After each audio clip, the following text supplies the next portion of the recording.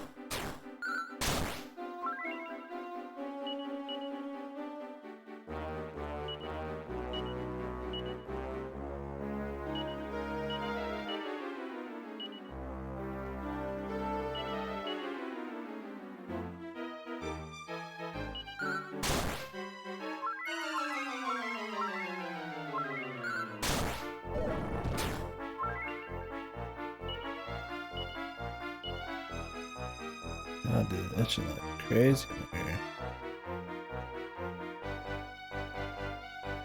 Jesus. I need to itch like that. It's always my left ear, too.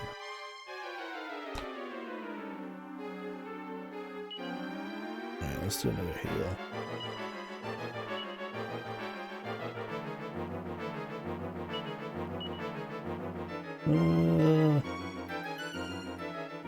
Let me just attack with him.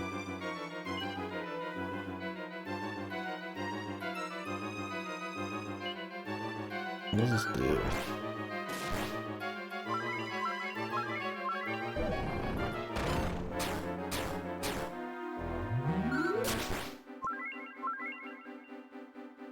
Increase defense.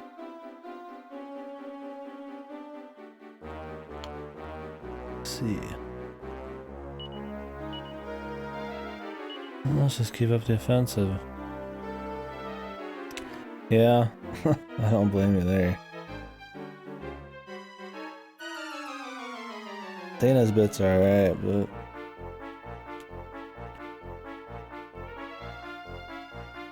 her form bullshit's fun, but yeah, I like the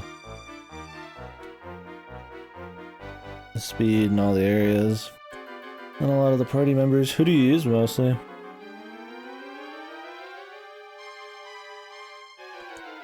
And have you been doing the bonus dungeon on Dana? I'd recommend doing all that. Because there's like a post-game dungeon you can do. I think it was post-game, yeah. Which is pretty good. If you do it. Yeah, I did Adol, Ricotta, and which is the little girl, and Larxia. Larxia's like stabbing thrust move is really fun because you could just keep running at max speed, thrust through a bunch of dudes, and just keep going. But Adol gets some cool stuff like that. So. I haven't got the chance, okay. I didn't do much Hummel. I could see the appeal, but I didn't do much of him. I like those three too much. Hummel's a base character story-wise, but yeah. I didn't do much with the anchor guy either. Can't say I was too terribly interested in him.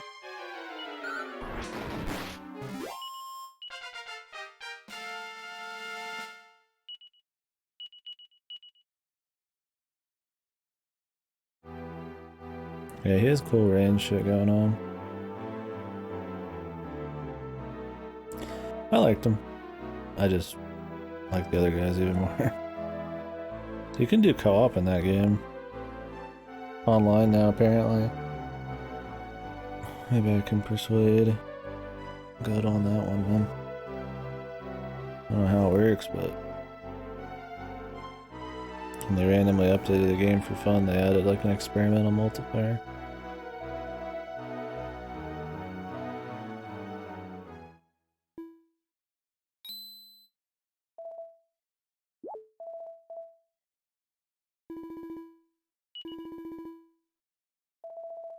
It says the Zenithian castle taken over by monsters now.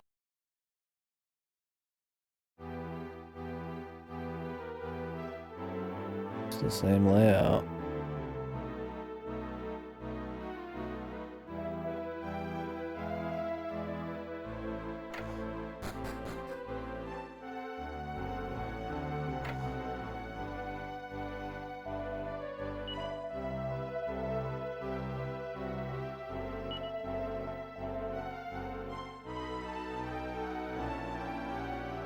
Seal Lord Zenith away. She's pretty fun once you get a feel for it. She has a lot of buffs and stuff like that. I think Krasta said he played her in the party and Adol and somebody else or something. I was too attached to Adol and I wanted one of every type. Although you do get a damage bonus, I think, if you have more of the same dudes in there. But it's not that big a deal.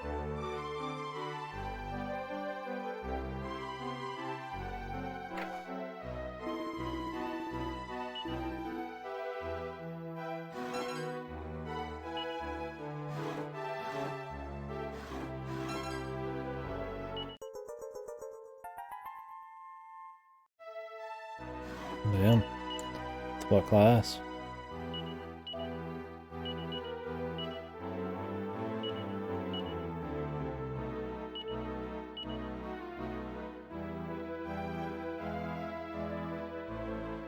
Sam.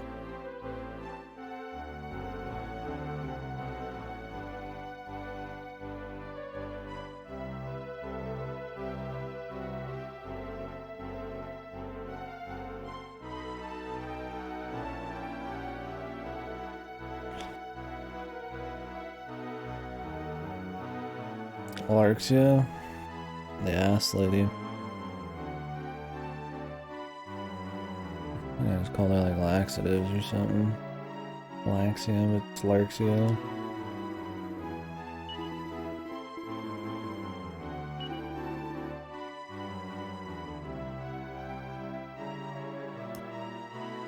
The Raider roll. Raider roll.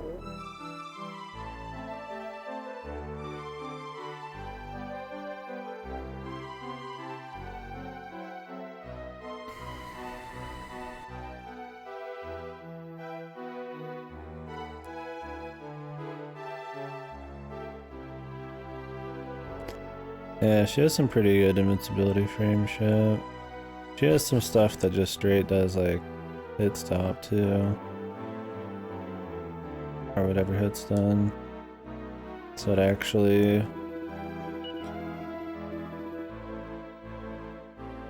will I don't know if it's like would technically be like insane DPS. Because technically the boss, it like freezes them every time she does it, so it's just like getting a lot of attacks off without the boss doing anything, but I don't remember exactly where she like stabs him and then shoots like a pillar up. It's kind of like a stabbing up thing. But I spam that one a lot on her. Pretty good.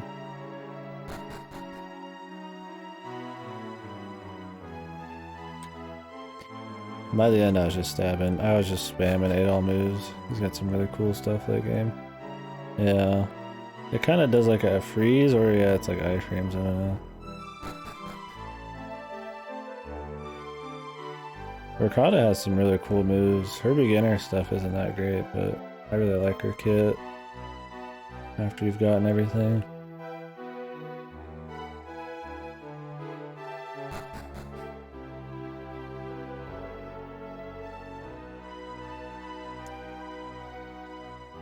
Have you met Ricotta's sensei? It's like a side thing. Not really a spoiler. Trying to be like vague.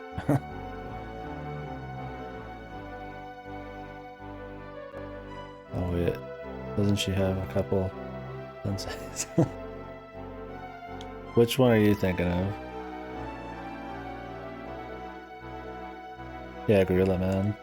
Yeah, he gives some cool shit for Ricotta and everybody.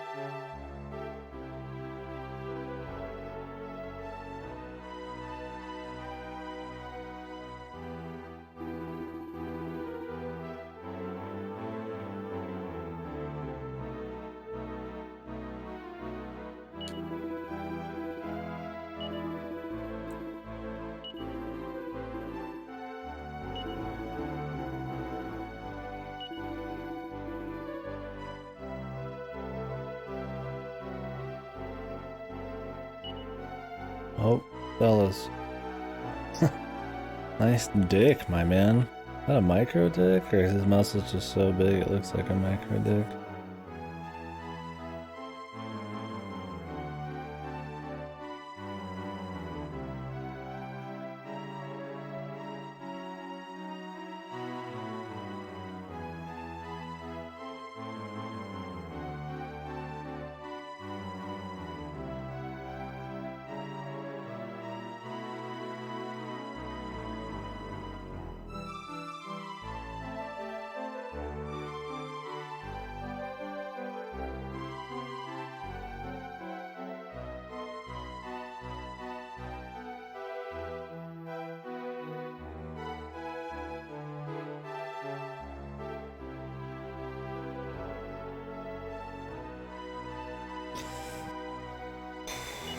All these fucking books, man. I don't give a shit.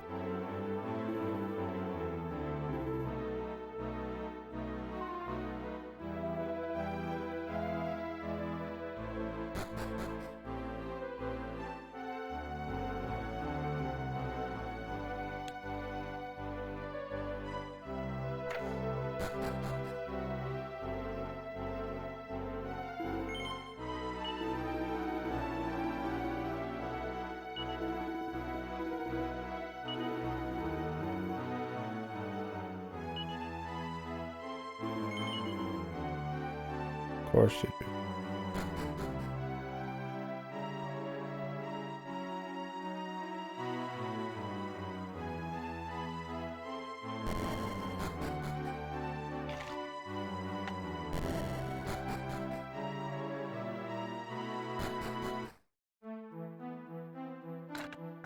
This guy seems like he fucks though.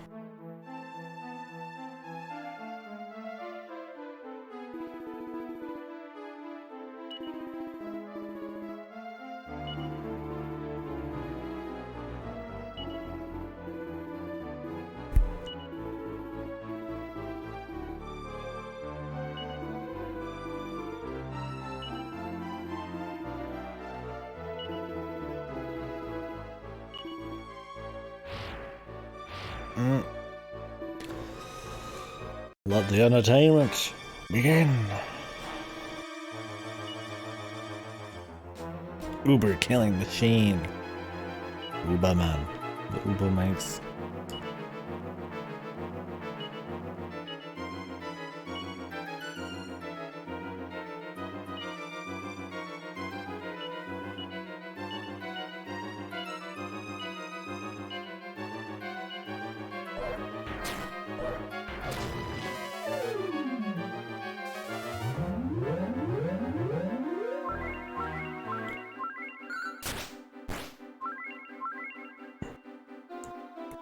He's just gonna cover for him. We might as well just kill him ourselves.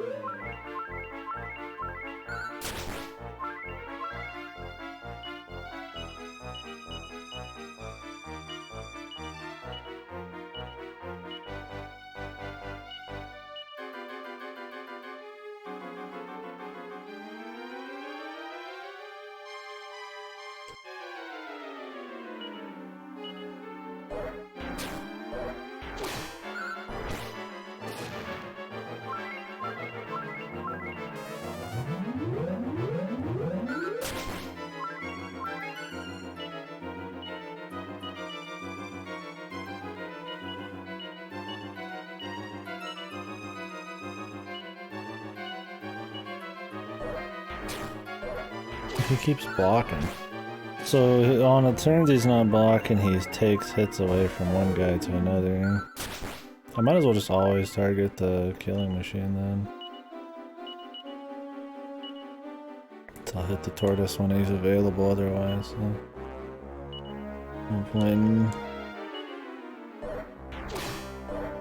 So he's covering for him now, so it's pretty much like I just targeted the turtle. And he's go.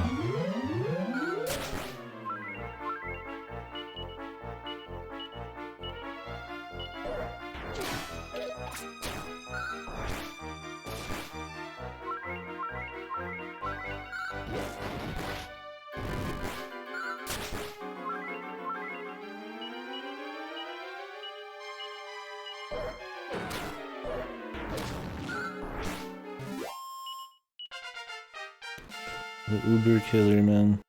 I think he's been in another one too, I don't remember what.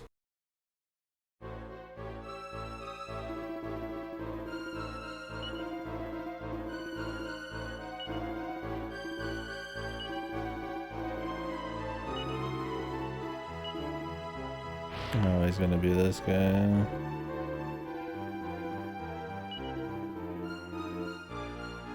Terry's a loser. Offered his soul, man. What a fuck job.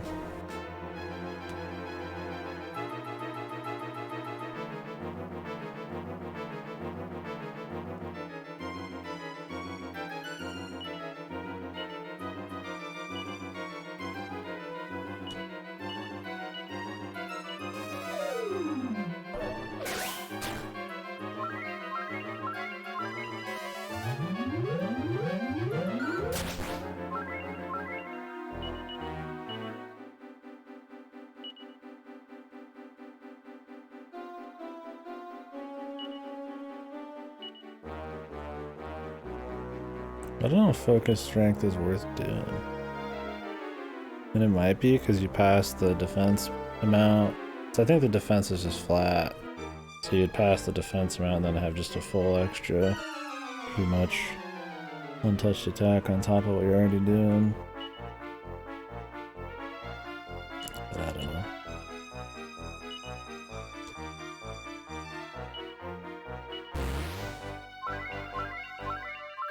That fucking defense sound is so fucking wacky. Or that juice noise is so wacky.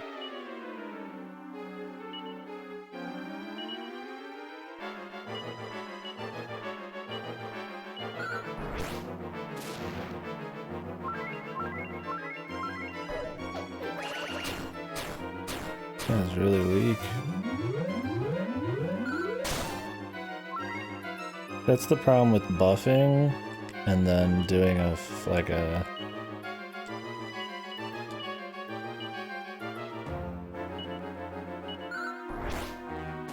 97. I mean, it barely does more, man.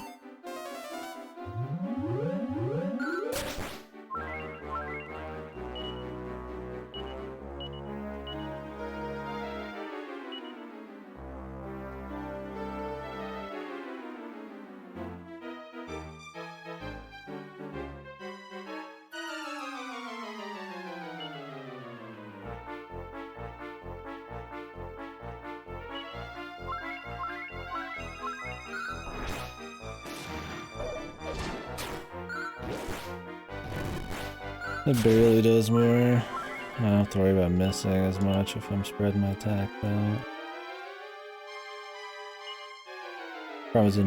If he got hit by the after effect, it would be much better DPS to just not use Knuckle Sandwich.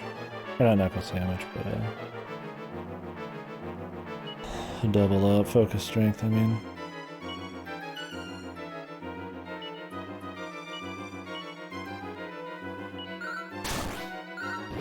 Because you'd get in 2 attacks with 2 additional effects compared to nothing.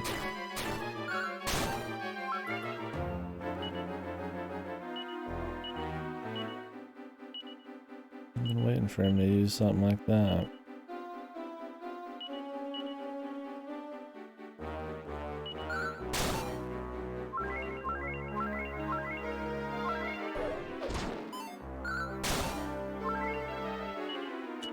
He's dodging so much though.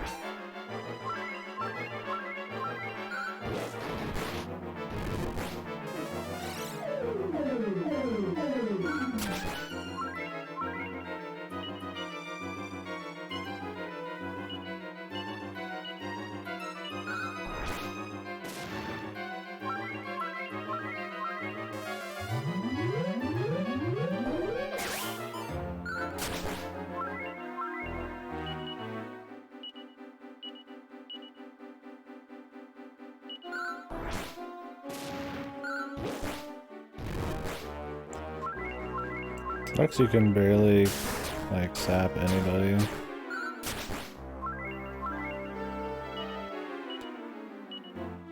In this game, I don't know why.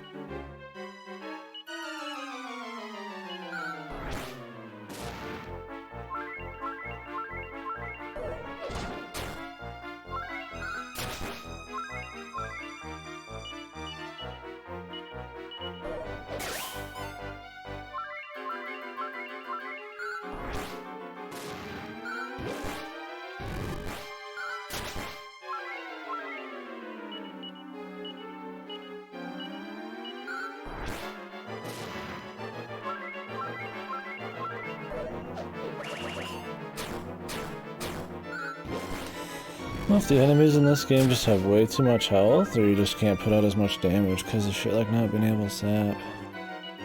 It takes forever to fight these guys, man.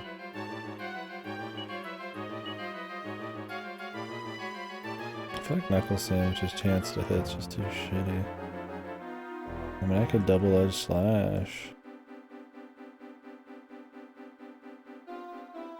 Double up's okay, but you lose your defense.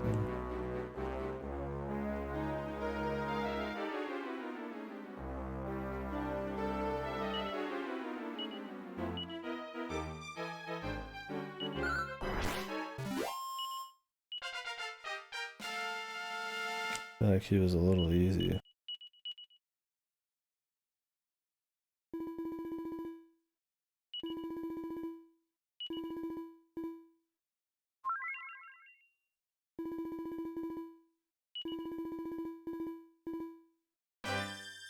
Three fights in a row. Look at this Chad. This guy's got a massive cock, man. It's either got a big dick or just a big piece he's wearing, man. King of Demons. Cockshimus.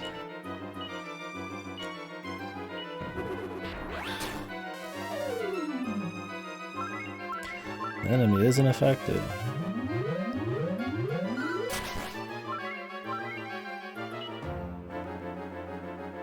Color me surprised, man. Alright, one more time. Nice cock, friend. Good cock on you. Nice, dude. He just focus fired her for all of her health. If she would have had max health, she still wouldn't have lived. Not my favorite. I love weak party members who get focused on. I have to rely on fucking RNG fucking revives, man.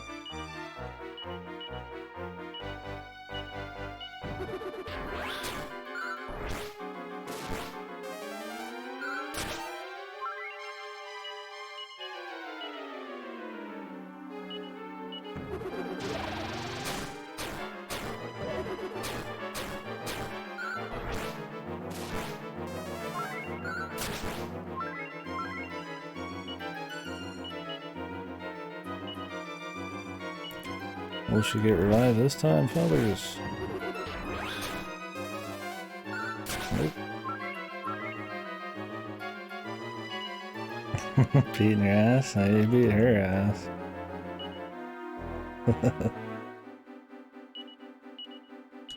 Let's throw the dice again, fellas. Alright.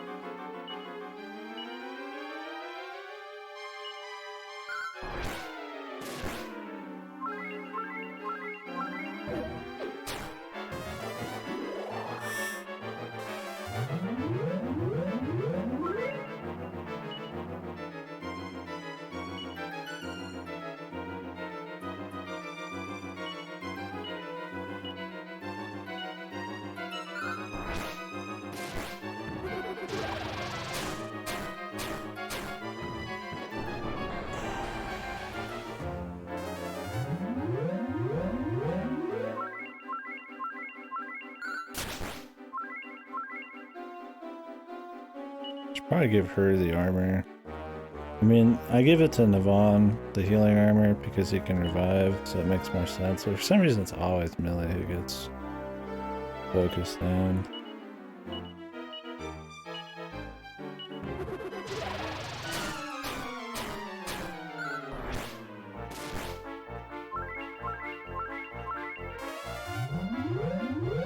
Probably because she doesn't have great armor. Not even just the special effect on it.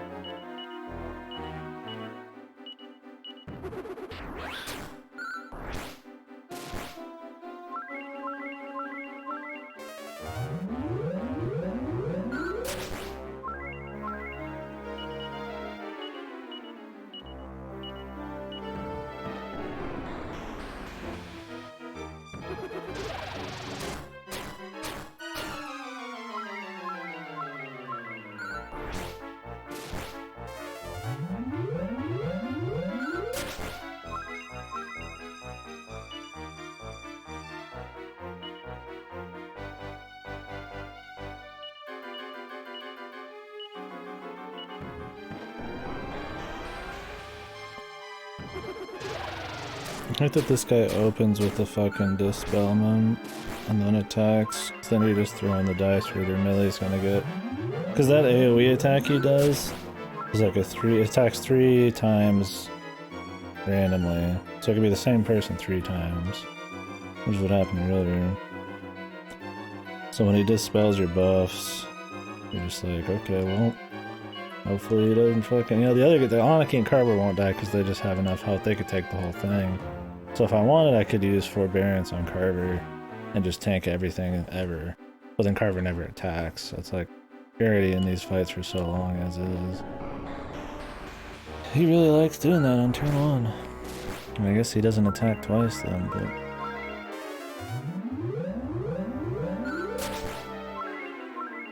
That's all he did that turn? Okay. So random in Dragon Quest 1. Okay. He was kind of a pussy too, other than that one weird moment. They should really let you sap more. It adds just a little bit of interesting, like, stuff other than just raw attacking and healing and buffing. For some reason, this game just doesn't like sap.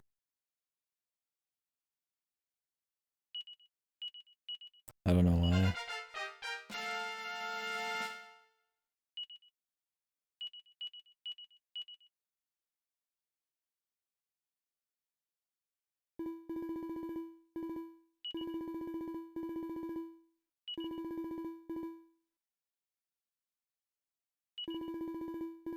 Our leader is Mortimer, the Archfiend.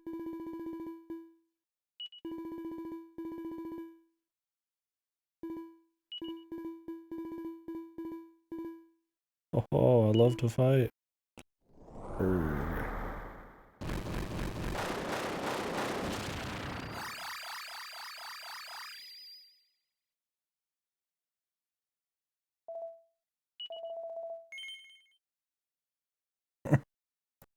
I mean, yes, honestly.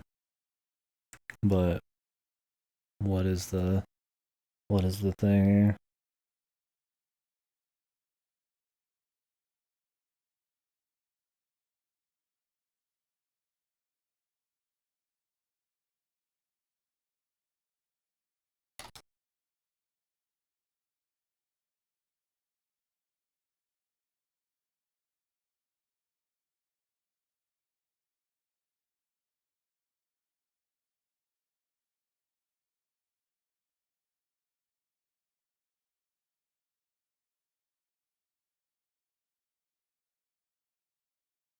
apparently.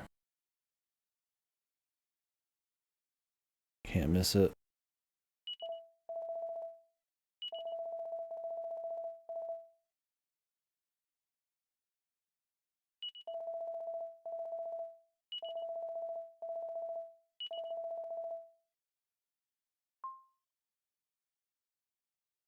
I said no, like I wasn't gonna leave him on the ground. Did they translate it wrong? Or are you just gonna leave me on the ground? I'll be like, yes, that would mean I'm going to leave you on the ground.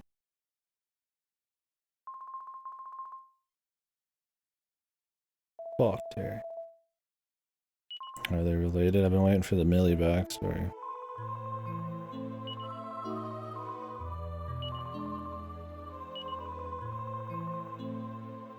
Felonia.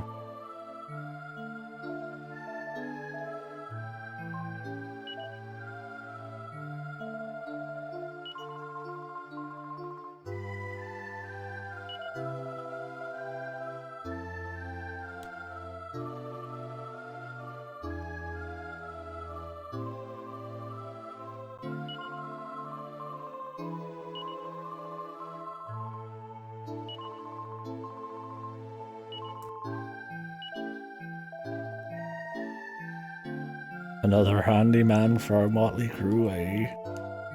Fucking Carver, dude. Hardy har har. Carver, the most base Dragon Quest character yet. Just some fucking asshole. Just Hardy har in every fucking line, man. Big muscular pink mohawk fucking Napa looking asshole. Hardy har, welcome to the motley crew.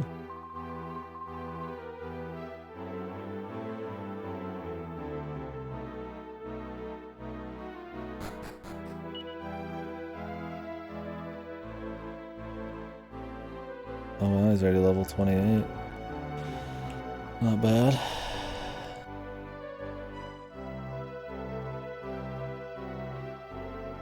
He's already a gladiator too. We would be if our fucking classes weren't so far behind.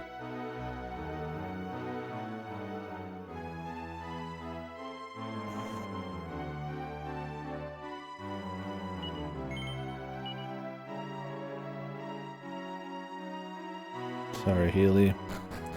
I like you, and I might bring you back just to heal us, but Terry's gonna be some party member I gotta think about them. Like, what did we do here, anyways? Is this gonna restore in the dream world?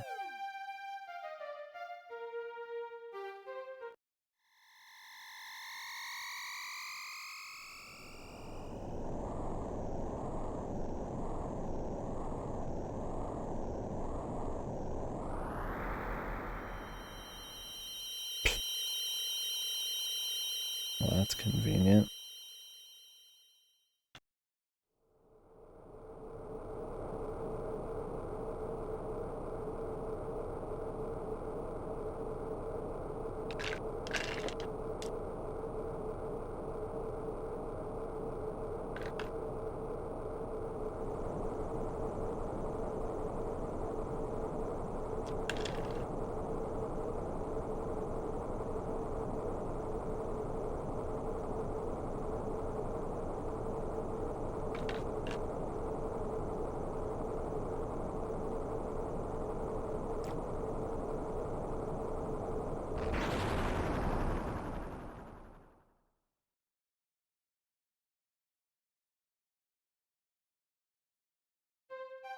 Okay.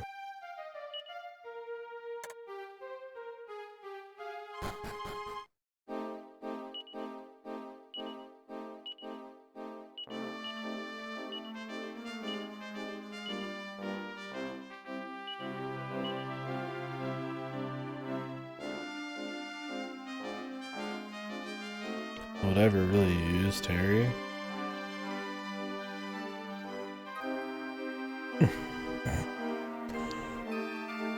The moving castle? The one that the chainsaw guy had. The guy who was like the king of the castle is your party member. What was his name? Edgar or something? It was like the desert castle, right? Oh, Figaro, okay. I don't know. Good question. Damn good question.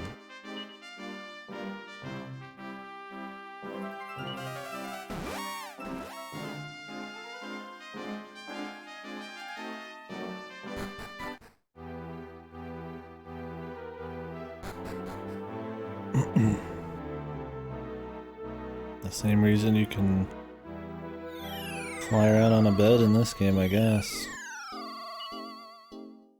Magic.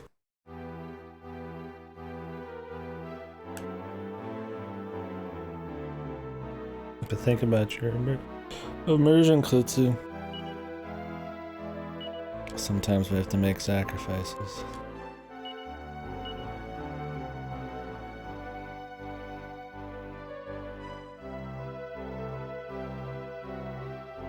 God, they're only at 6, man.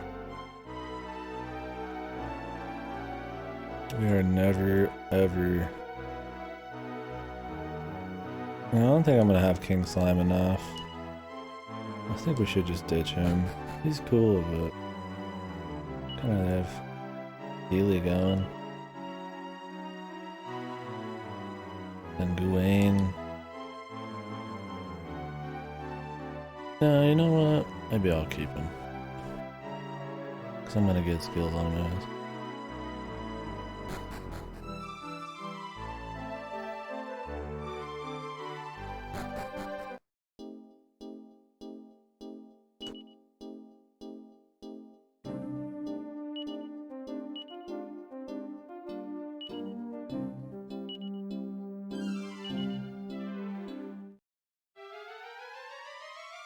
I should watch like a speedrunner,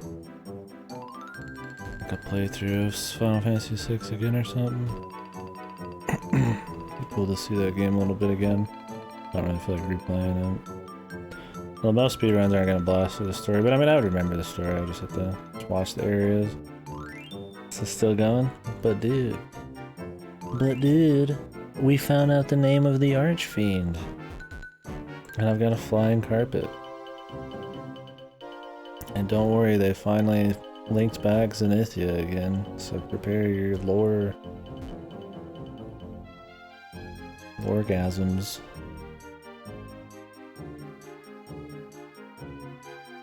We've killed 4 of the demi-fiends or whatever they are.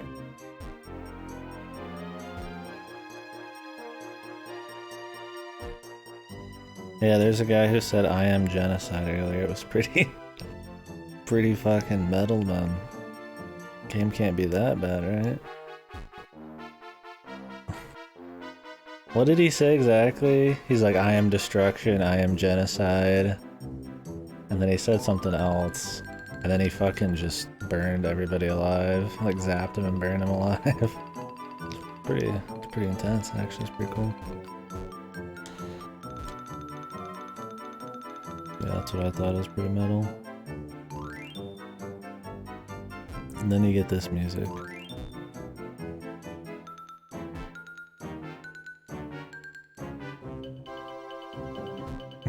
Yeah, I am genocide. The best Dragon Quest line. Worth playing this just for that. The idea was that these people were summoning a huge psycho evil so that they could beat the other psycho evils. I guess they thought that was a good idea. And then he killed them all. And then he said he was I am genocide. I assume he's the Mario Nakor, whatever the fuck his name was supposed to be. Marenkor or some bullshit. I don't know.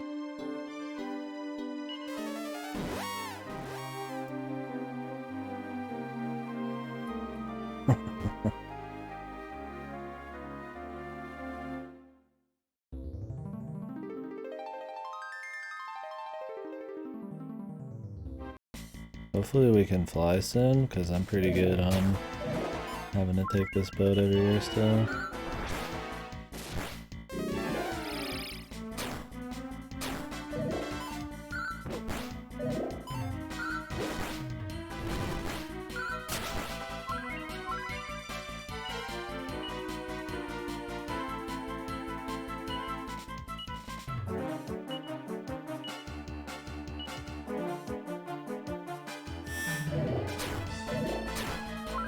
Thin wall of light surrounds him.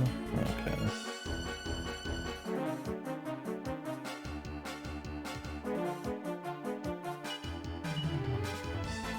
What the hell?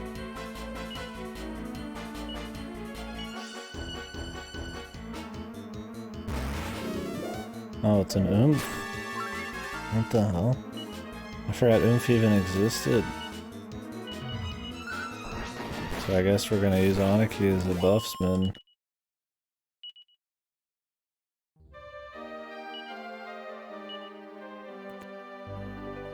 Oh, he finally got 8. I guess we need to leave, actually. No, wait, we can unlock this place and then leave. Somehow my fucking monster friends have more fucking ranks than I do.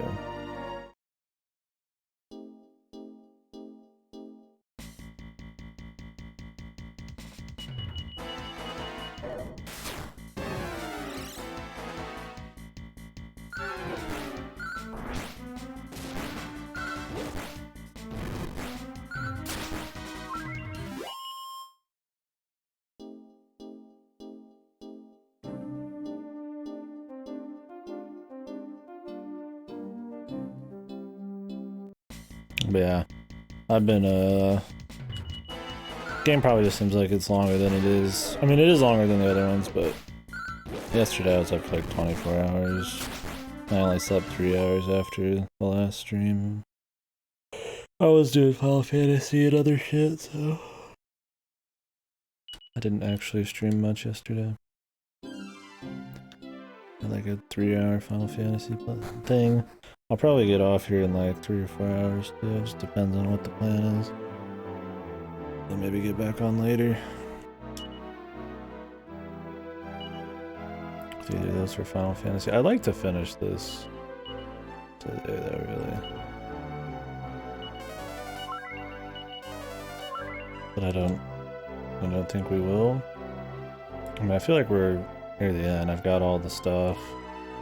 Right, isn't it? Yeah, there's no more map to explore, but who knows?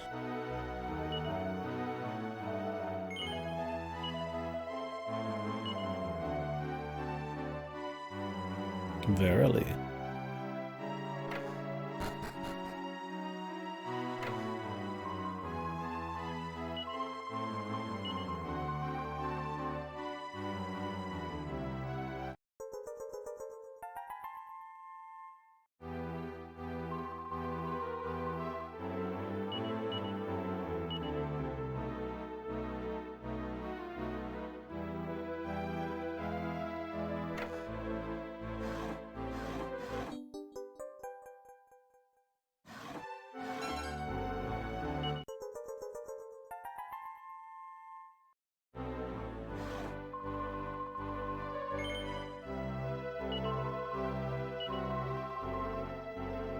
Hehe.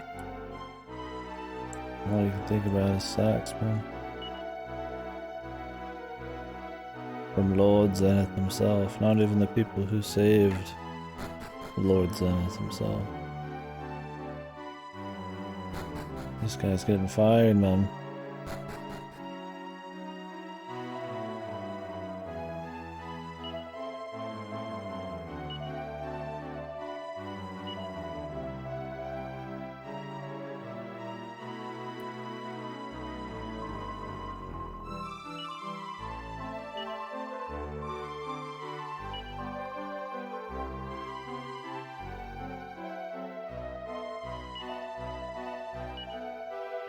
Is it just gonna be a dragon again, dude? Zenithian dragon?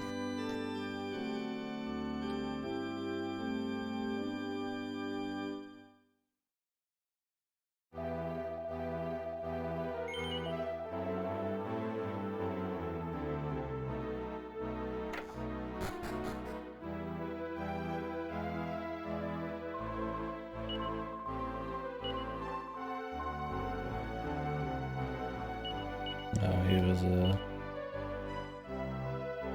one of this Slimen. Slime man. I wanted to go somewhere though.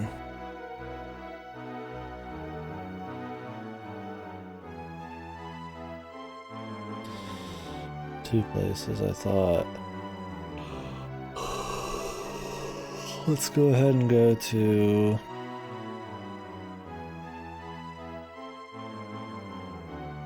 what is the name of it?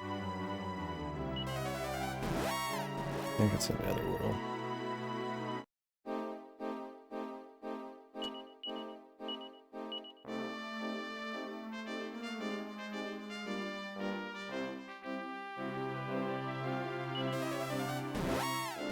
It's the place where we first saw Terry.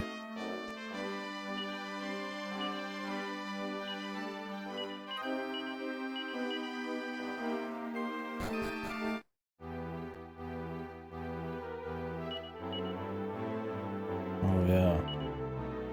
The Thunderbolt blade.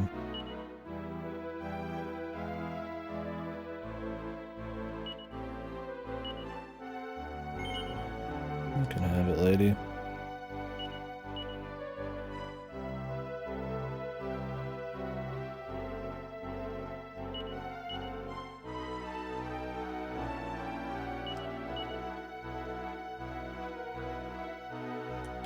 Nice loot, loser. Shit. I'll be taking your Thunderbolt blade though.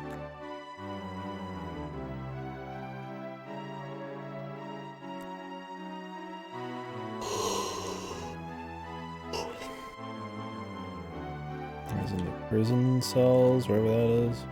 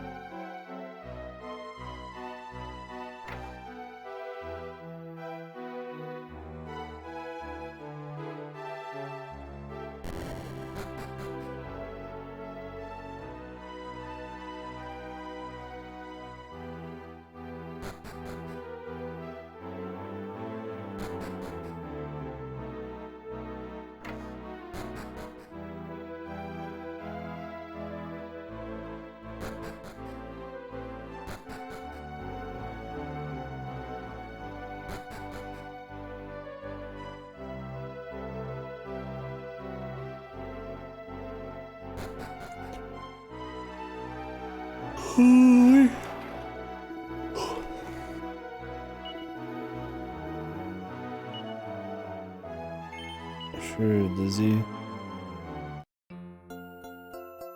How good is Lizzie? I'm not gonna switch party members, but I'm curious.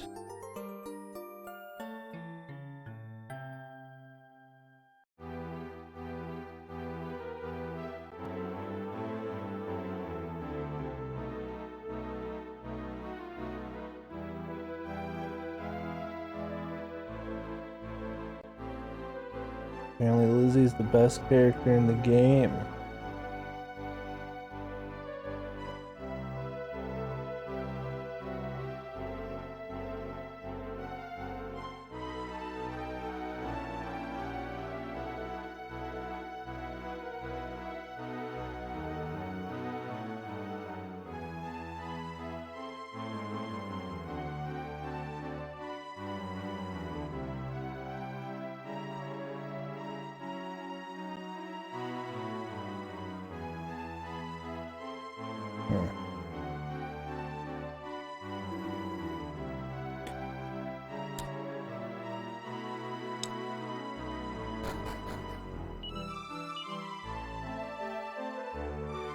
So we could drop Terry.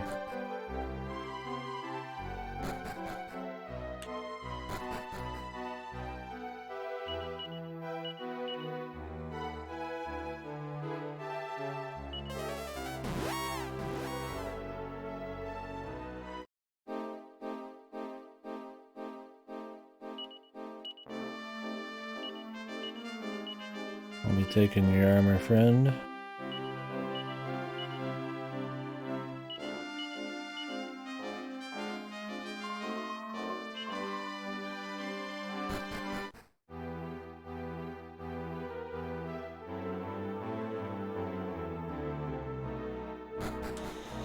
I'll be taking your fucking valuables, my friend. Your clothing, your undergarments, your weapons, your life, your valuables. I'll be taking your sister too. Yeah, fuck Terry, man. That's a shitbag, dude.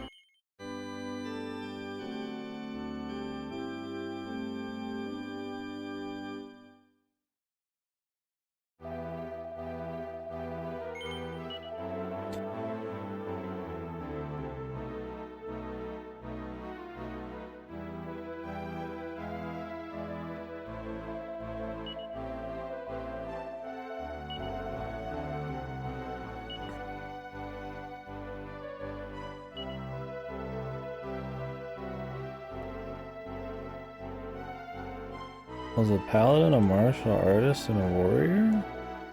Or a warrior... No, I mean a warrior and a priest, or warrior and a martial artist? Let's look it up. I could look it up in-game, but...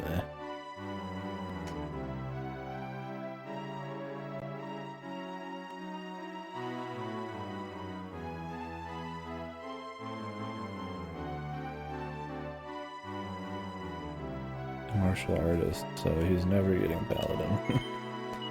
Take way too long.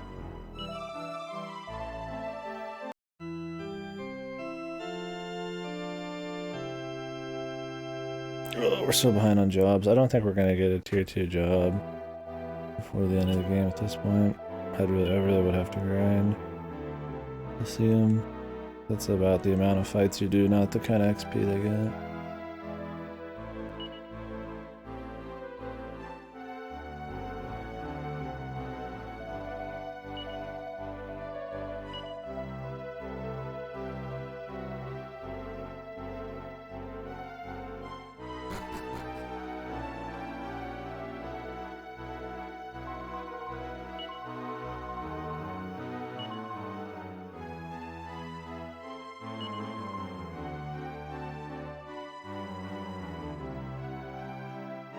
Could get rid of her, but at least she kind of does something slightly different. Oops, wrong person.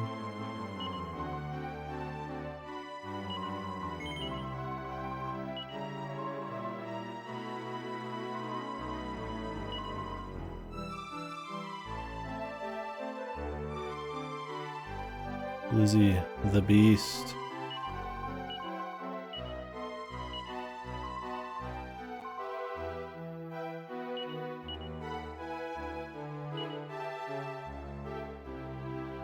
Apparently the dragon class is really good too. The dragonfly. The dragon.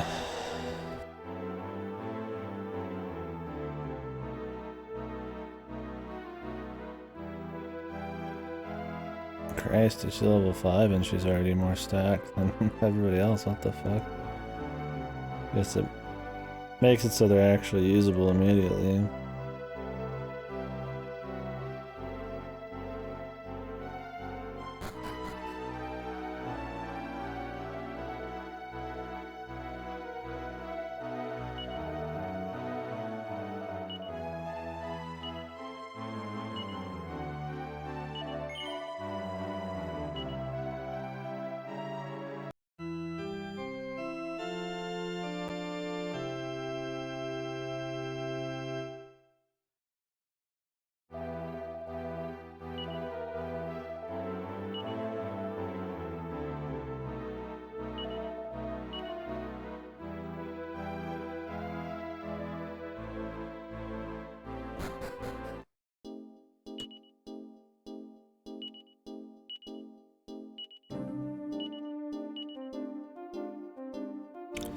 Flame Breath and Falcon Slash.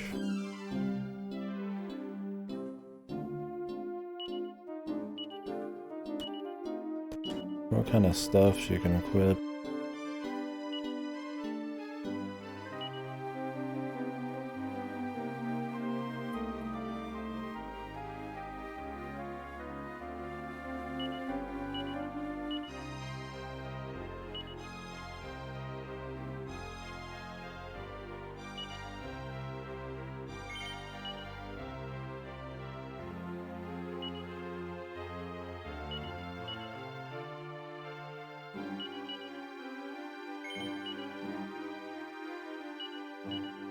Fuck, she can just equip everything, dude. What the fuck? This bitch is fucking jacked, man.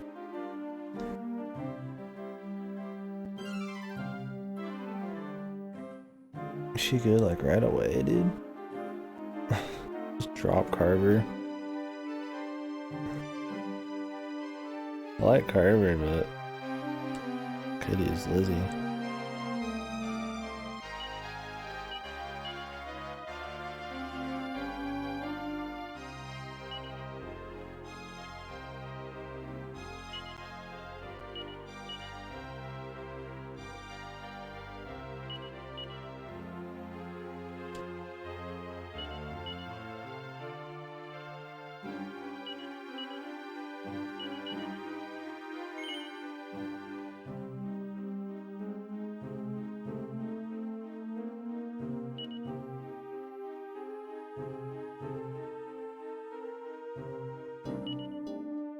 Could try her out.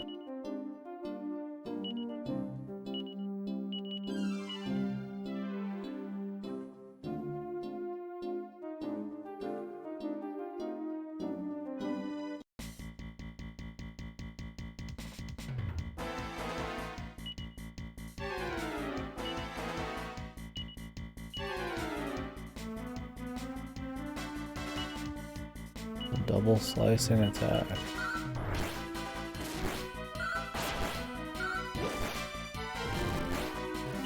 I didn't get a chance to attack.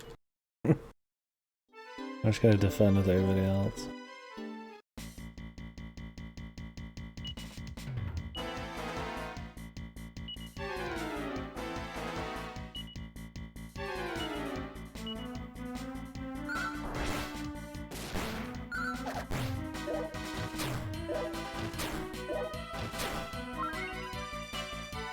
I don't know if it's like the other characters where they're like take forever to catch up.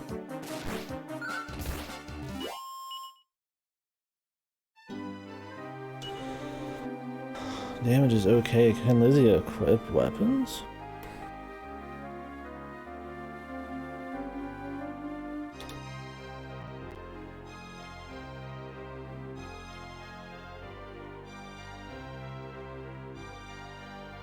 She's infatuated with Terry, man. What does she say? Yeah, nothing right now.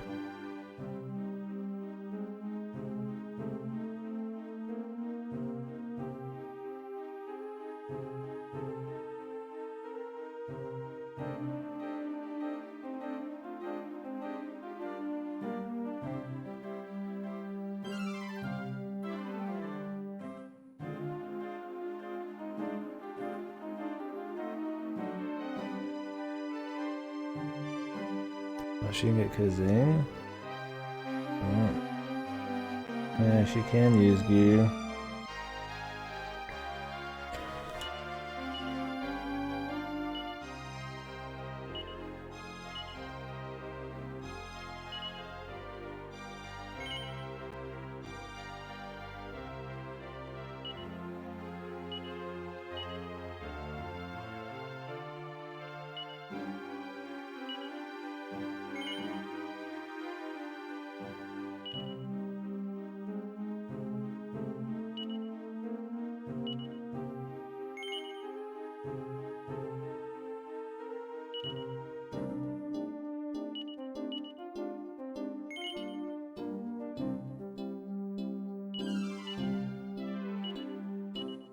Christ, it's just Jack, man. This bitch is fucking Jack.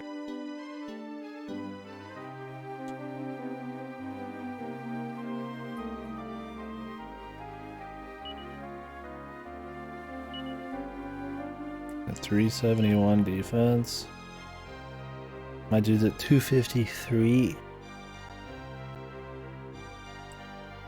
229 attack power. Wow, with the Raging Reaper, I'd be 244. He's already at fucking 243. And he's got legendary equipment. Sorry, buddy. Humans are just born different, man. He's just not as good. Does she have Fireblade?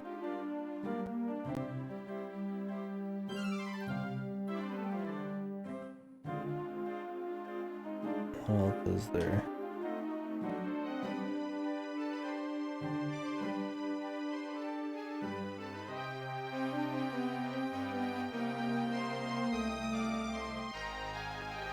Other than the Metal King sword, I don't think there's much. I wonder how you even get that in this one. It's post game, probably.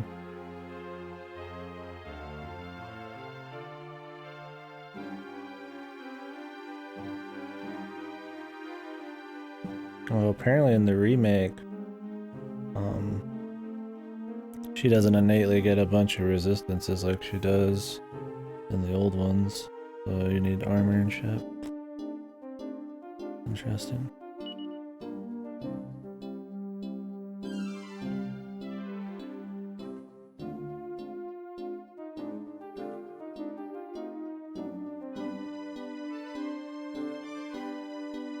Well, we'll keep Terry rocking, but she seems cooler, man. And she's just cool.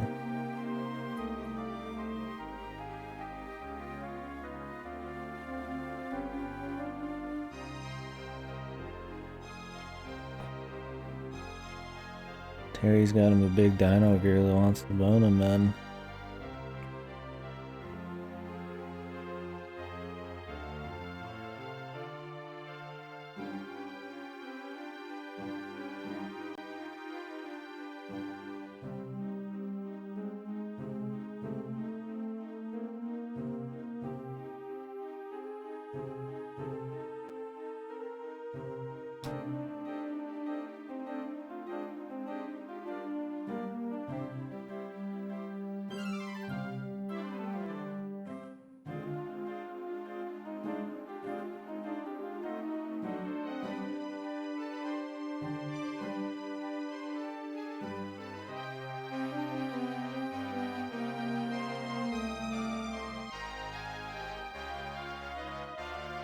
Anyways, yeah, we're good there. I just keep Carver along out of respect, man. For Carver, probably. I'm thinking about dropping her and putting Healy in there though, just to keep another healer rocking.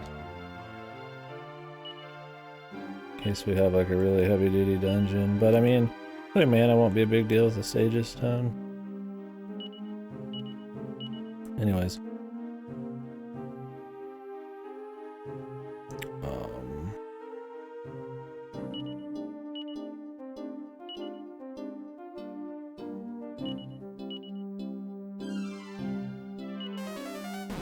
I forgot. I was going to go do the fashion thing, but I think I'm actually just gonna go to talk to the Lord Zenith guy. I don't know when we get like the ability to truly fly, but in the last game it was around then. So we'll do the fashion thing later. I just want to see if I can get the 380 fashion. I mean, I'll take the happy hat if I can get it, man. It's kind of like not a big deal. I don't mind.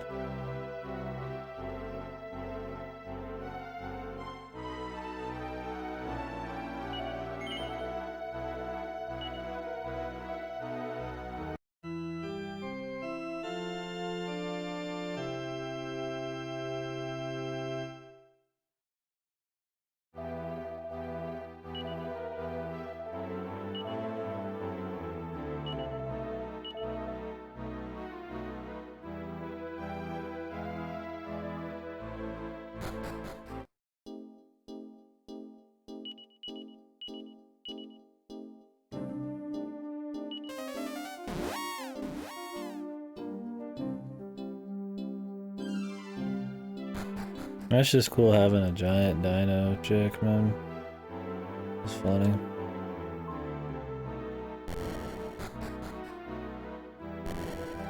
Carver's cool, man. If I could drop one of the healers, I would, but... What the fuck? This old man's got huge tits.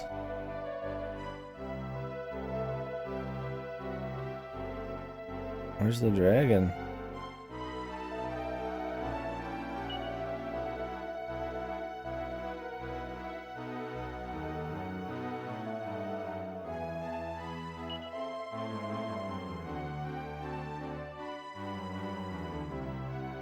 Mortimer, that was his name.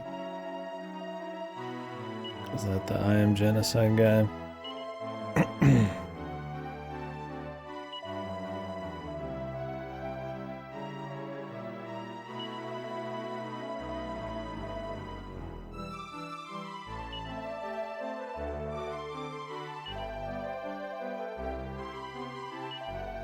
The Dread Realm. And Pegasus.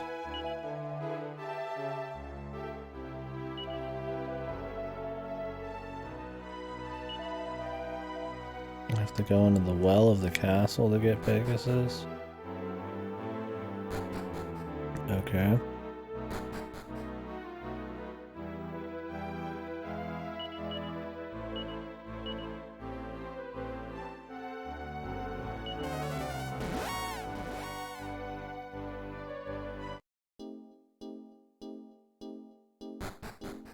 So technically right there he mentions this place as being the class place.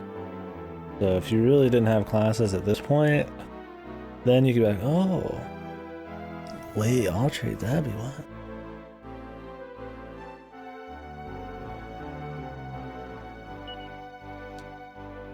So that's this place. Then you can get classes in the last few hours of the game, I guess, man.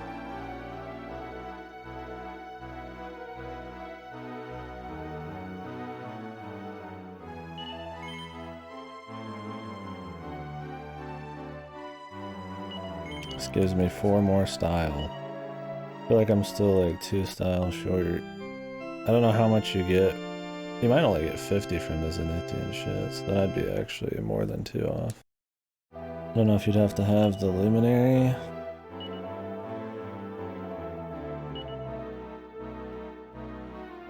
Let's just go see.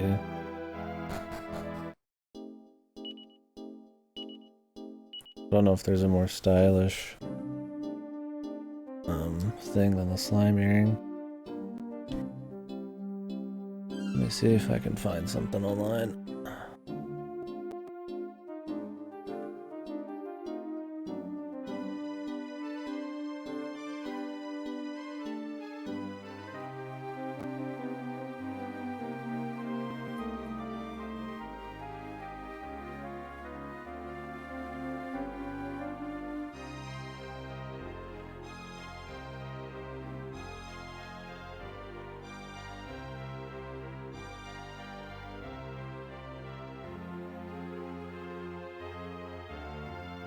Oh, it's only plus 15 bonus.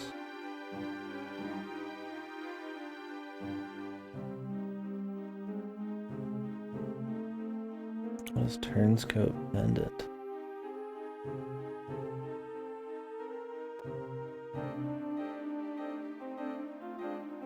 Wait, the Turnscope Pendant?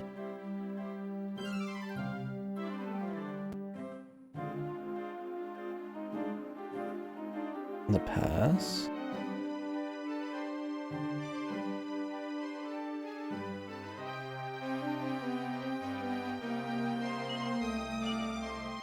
Oh. Apparently this thing's good for style.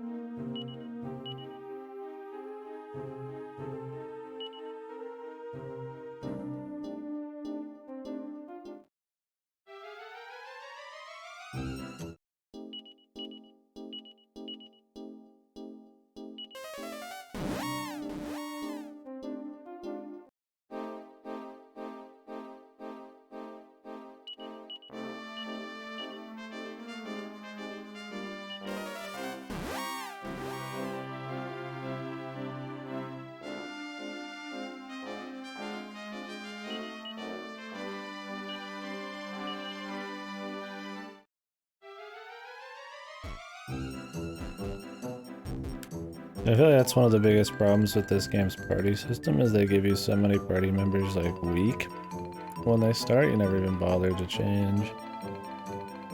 And then classes and stuff. Like at least with Terry, he's like a decent level and he has Gladiator. But it's not like that amazing. You could switch if you just wanted, but what's so great about a semi-under-leveled Gladiator? I mean, it's higher class tier than what I got right now, but technically at this point you should really be even higher than that.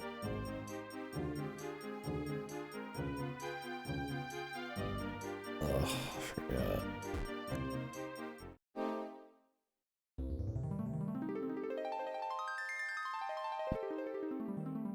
But with the Dino chick, her stats are better than some of the dudes that got leveled. And then her class is unique and seems to have good stuff.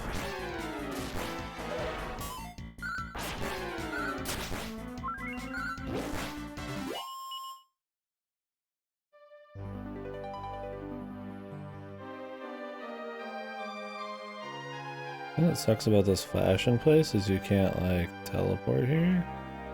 And it's kind of a bitch to get to. I guess you could teleport to Welshire, it'd be better. Like, even though she's level 5, it seems like she's actually pretty strong. I mean, if that means she's gonna level up even quicker and get even stronger, then hell yeah, dude.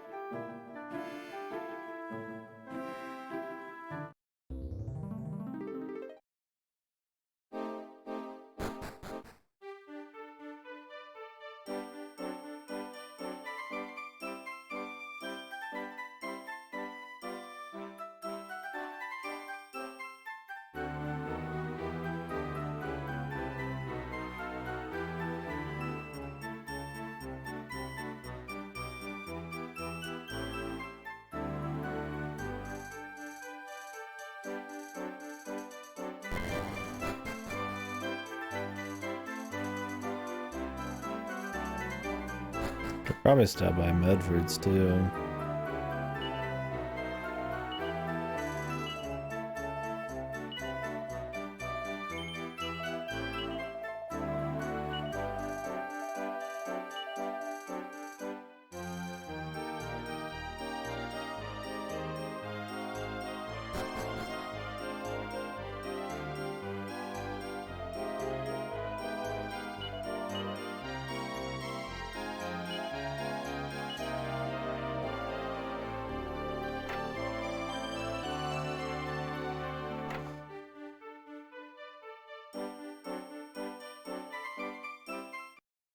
Like an Uber killing machine. Styling.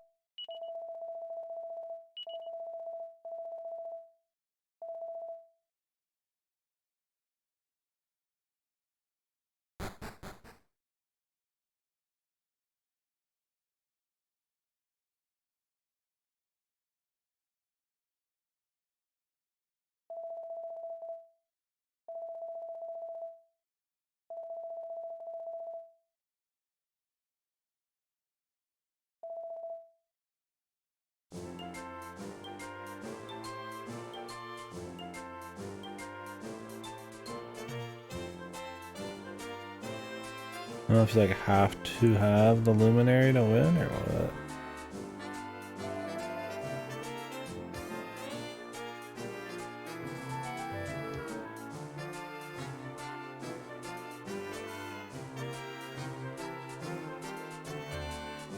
I don't know how I can crank out much more style than this if the set bonus is bad.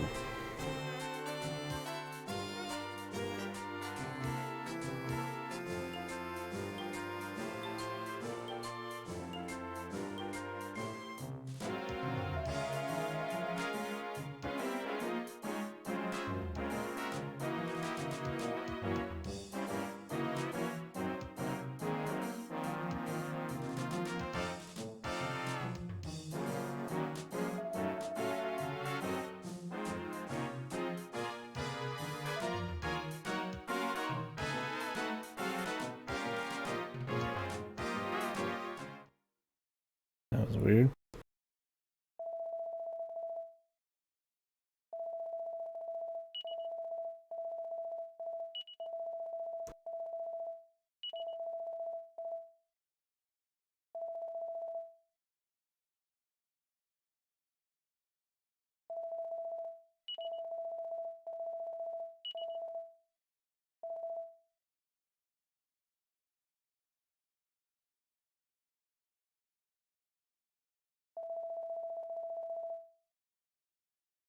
I doubt I'll win, considering I can still squeeze out some more.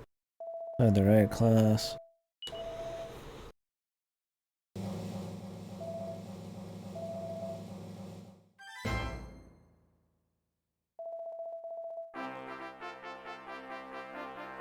Maryland, 362. How much did I have?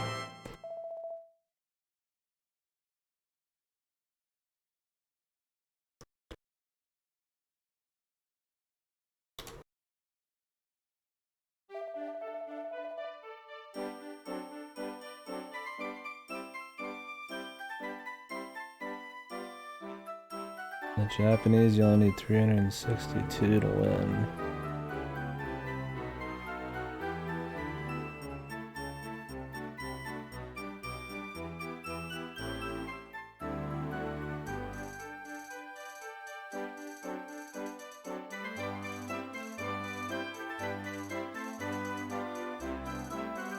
Oh, you get a bonus if you max Luminary. Yeah.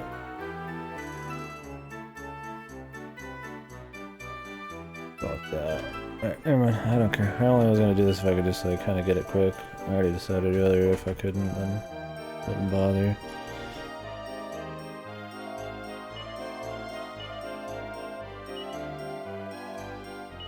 I gave you 15 bonus points because you've got all of the legendary equipment. The most powerful gear in the world.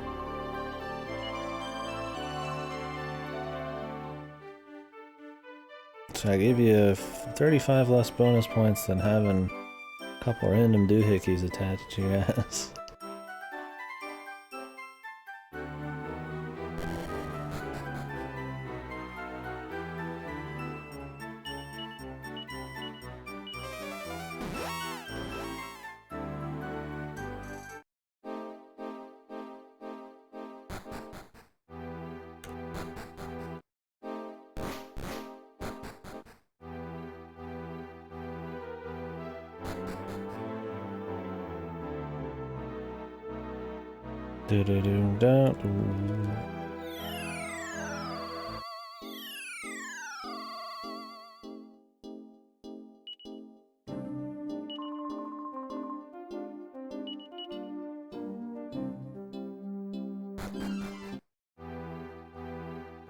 Depending on when these festivities are happening today, I might get off earlier.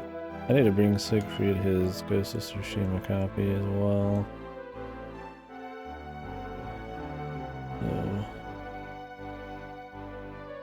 So, I think he was going to send that back out to somebody else.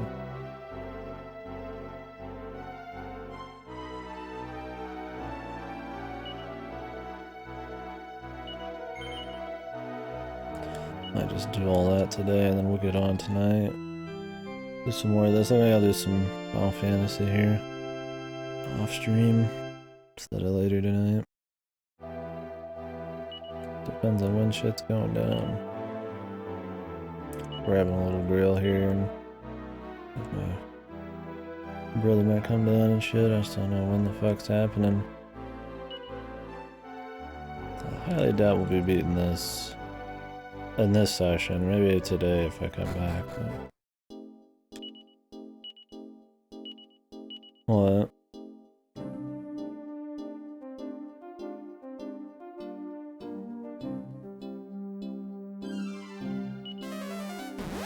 What happened to you, laddie?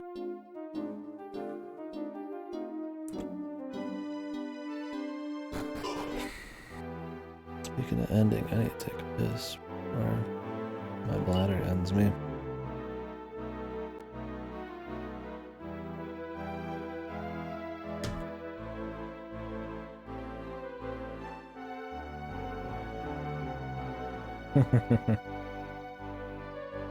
Oh no.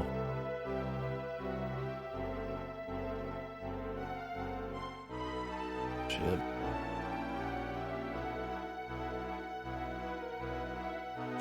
What levels are you guys on?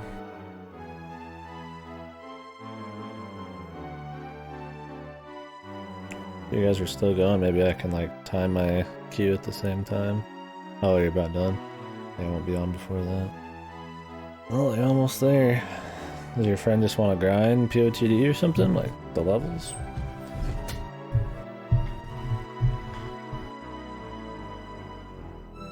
Thought they're not through the story yet. Oh, and I guess you can still level fast. Oh, so he's leveling some other shit.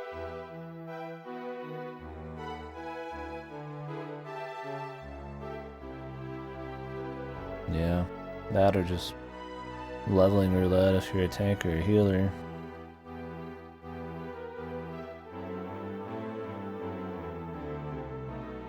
And even then, I don't know about that. If you just want to mix it up. And you probably want to unlock the rest of the dungeons if you're gonna do leveling roulette. Just to fucking have some pizzazz. Is he gonna keep playing past the level cap? Anyways, I need to take a piss. I'm gonna go get a drink too. Be right back.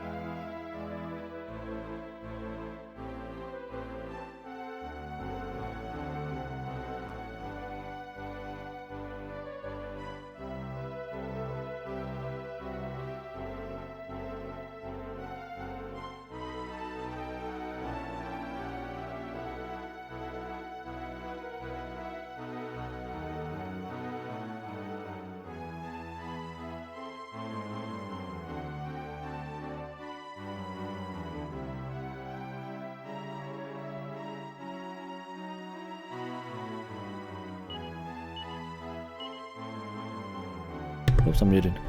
I decided I think I'm just gonna get off right now. I'm just gonna go ahead and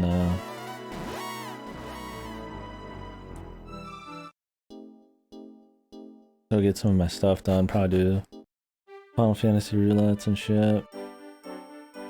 Maybe stop by Siegfried's and give him his game. I don't know when shit's happening today, so I'd rather not get too deep into this. We got some stuff done, which is good. I'll do some more maybe later tonight. Not tonight. I feel like we'll finish the game tomorrow. It's supposed to be like a 40-hour game or something, and I'm at like 35 hours, 34 hours, so I imagine we're close. Problem is the job system. I might not have all the jobs I'd want because we started slow, so maybe there'll be like a grind session to try to get like tier 2 jobs. I mean, you'd want the hero